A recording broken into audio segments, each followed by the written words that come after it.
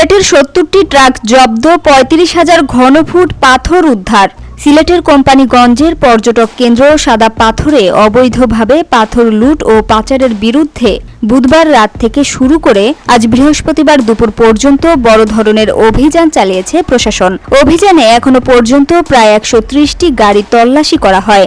এর মধ্যে প্রায় ৭০টি ট্রাকে থাকা ৩৫,০০০ ঘনফুট পাথর উদ্ধার করে নদীতে পুনরায় ফেলার প্রক্রিয়া চলছে। সিলেটের অতিরিক্ত জেলা ম্যাজিস্ট্রেট ফারজানা আক্তার মিতা বিষয়টি নিশ্চিত করেছেন। জেলা প্রশাসনের একটি সূত্র জানায়, আটক পাথরের বড় অংশ ধলাই নদীতে ফেরত দেওয়ার কাজ চলছে, যাতে নদীর প্রাকৃতিক প্রবাহ ও পরিবেশ ফিরিয়ে আনা যায়। একই সঙ্গে রাতের মধ্যেই পাথর লুটের সঙ্গে জড়িত কয়েকজন রাঘব বোয়ালকে গ্রেপ্তারের জন্য আইনশৃঙ্খলা বাহিনী মাঠে রয়েছে। স্থানীয়দের অভিযোগ, দীর্ঘদিন ধরে সাদা পাথর এলাকায় প্রভাবশালী চক্র অবৈধভাবে পাথর উত্তোলন ও পাচার করে আসছে।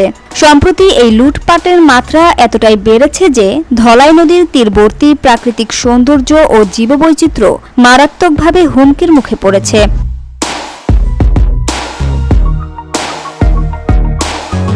প্রশাসনের পক্ষ থেকে জানানো হয়েছে, অবৈধভাবে উত্তোলিত সব পাথর উদ্ধার ও জড়িতদের আইনের আওতায় না আনা পর্যন্ত অভিযান চলবে। এ বিষয়ে সিলেটের অতিরিক্ত জেলা ম্যাজিস্ট্রেট ফারজানা আক্তার মিতা বলেন, প্রাকৃতিক সম্পদ রক্ষা ও পরিবেশ বাঁচাতে এই অভিযান অব্যাহত থাকবে। অবৈধভাবে পাথর উত্তোলন, মজুদ বা পাচারে জড়িতদের কাউকে ছাড় দেওয়া হবে না। চেকপোস্টে গতকাল থেকে এখনো পর্যন্ত প্রায় ১৩০টি গাড়ি তল্লাশি করা হয়। এ সময় প্রায় ৭০টি গাড়িতে সাদা পাথর এলাকার পাথর শনাক্ত হলে সেগুলো পুনরায় প্রতিস্থাপনের সিদ্ধান্ত নেওয়া হয়েছে। Samia Sultana, GBC television.